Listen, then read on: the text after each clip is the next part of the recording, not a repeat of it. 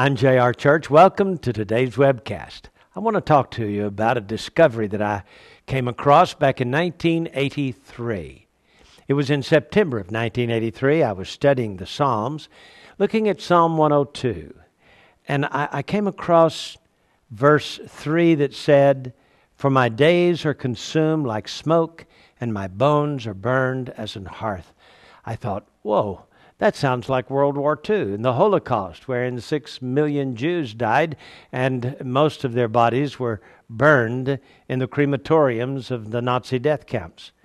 It goes on to say, verse 8, "Mine enemies reproach me all the day. They that are mad against me have sworn against me. I've eaten ashes like bread and mingled my drink with weeping." I thought, oh, that sure sounds like Hitler's regime and all of the persecution of the Jews.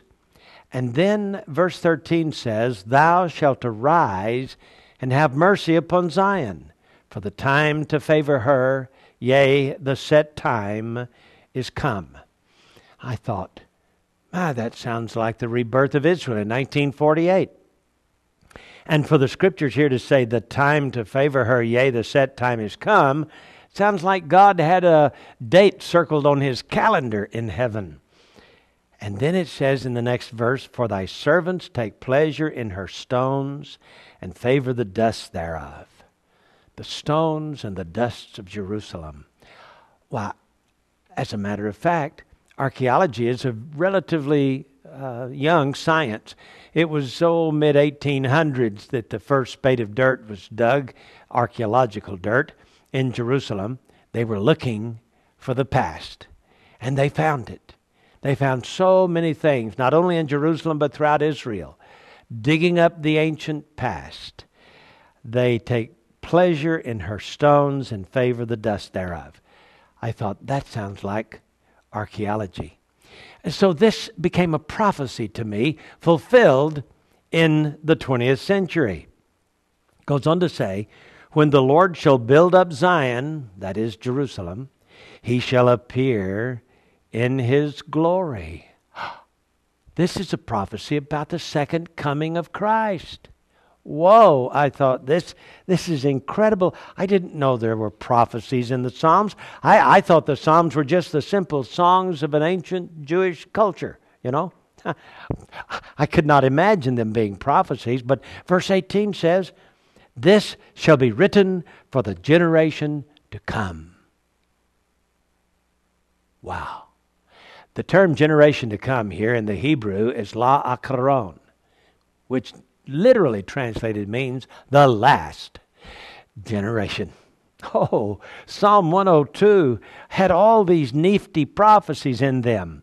And I thought, this can't be. I mean, the Psalms don't have prophecies. The Psalms are the ho-hum Psalms. I thought to myself, I wonder if there's some other prophecies in the Psalms. Well, let me see. What would be a good psalm? Oh, Psalm 90. Psalm 90 says in verse 4,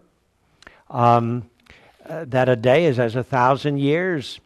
It says basically, "For 1,000 years in thy sight are but as yesterday when it is past, and as a watch in the night." And I thought, there's got to be more prophecies in the Psalms. So I read Psalm 90, and then I read it again, and then I read it again, and I couldn't come up with anything. And so I said, "Lord, help me to understand these Psalms." And I'd read it again, and nothing. It would seem like, God had shut up the heavens. I found that one nifty little psalm in Psalm 102 that seemed to be prophetic, and this one verse in Psalm 90, and brick wall. Couldn't think of a thing. So we had a lady who worked for us at that time named Patty Berry, Patricia. I was going by her desk one day. By the way, she was in research. She studied and researched things, and I thought, if anybody can find it, she can. So I stopped by her desk. I said, "Patty, would you look at Psalm 90 and the rest of the Psalms and see if you can come up with anything? I just have hit a brick wall. There's got to be some prophecies there. I just can't put my finger on it."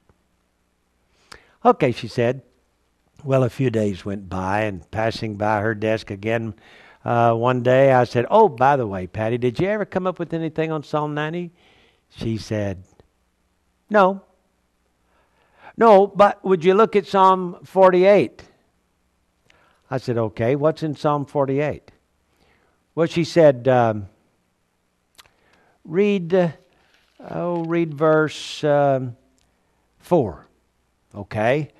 For lo, the kings were assembled, they passed by together. She said, read through verse 6, okay? They saw it, and so they marveled, they were troubled, and hasted away. Fear took hold upon them there, and pain as of a woman in travail. She said, read the next verse, okay? Verse 7. Thou breakest the ships of Tarshish with an east wind. She said, does that say anything to you? I said, no. Should it? And she said, and she put her hand on her side like this, what year was Israel born? I said, 1948. Well, what number psalm is this? I said, it's Psalm 48. She said, well, and I said, okay, what? And she said, doesn't this sound like the birth of Israel in 1948? Woman in travail, and thou breakest the ships of Tarshish. Isn't that the British who were no longer welcome in Israel? Down came the British flag, up went the Israeli flag. And I said, cute. Cute. Okay, so. Well, she said, look at Psalm 17. Okay.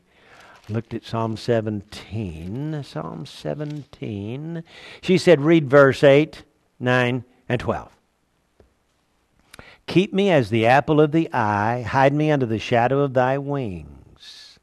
From the wicked that oppress me, from my deadly enemies who compass me about. She said, isn't Jerusalem the apple of God's eye?